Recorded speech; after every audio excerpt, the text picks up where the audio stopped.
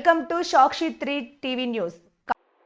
ప్రథమ వార్షికోత్సవం సందర్భంగా గత 4 రోజులుగా మండల కేంద్రమైన వెలుగోడులోని అయ్యపురెడ్డి నగర్లో వెలిసిన శ్రీ లక్ష్మీ ప్రసన్న వెంకటేశ్వర స్వామి దేవస్థానం నందు తిరుమల తిరుపతి దేవస్థానంలో హిందూ ధర్మ ప్రచార పరిషత్ ఉమ్మడి కర్నూలు జిల్లా శాఖ ఆధ్వర్యంలో జరుగుతున్న ధార్మిక, ఆధ్యాత్మిక, సాంస్కృతిక కార్యక్రమాలు అత్యంత భక్తి శ్రద్ధలతో ముగిశాయి.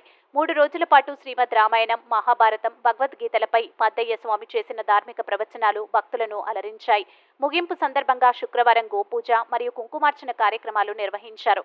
ఈ కార్యక్రమంలో శ్రీ లక్ష్మీ ప్రసన్న వెంకటేశ్వర స్వామి దేవస్థానం వ్యవస్థాపక అధ్యక్షులు బల్లాని వెంకట సత్యనారాయణ, తిరుమల తిరుపతి దేవస్థానంలో హిందూ ధర్మ ప్రచార పరిషత్ ఉమ్మడి కర్నూలు జిల్లా శాఖ కార్యనిర్వాహకులు డాక్టర్ మల్లు వెంకటరెడ్డి, భజన మండలి అధ్యక్షులు తెలుగు నాగలక్ష్మమ్మ, జ్యోత్స్న, సాలమ్మ, అంజనమ్మ, వెంకటేశ్వర్లు, రాజు, శివుడు, ఆంజనేయులు, భరత్, బీరాము, నాగేశ్వరరావు, లక్ష్మీనారాయణ, రమణయ్య, మురళీకృష్ణ, నాగార్జున, సంజీవరాయుడు, ఎం సుబ్రహ్మణ్యం, వేద పండితులు తదితరులు పాల్గొన్నారు.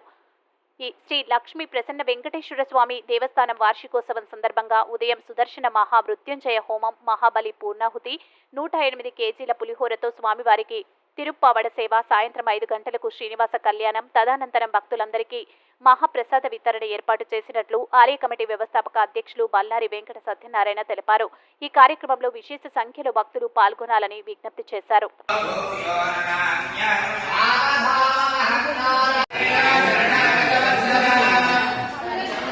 లక్ష్మణ ఖాళీ ఉండవా?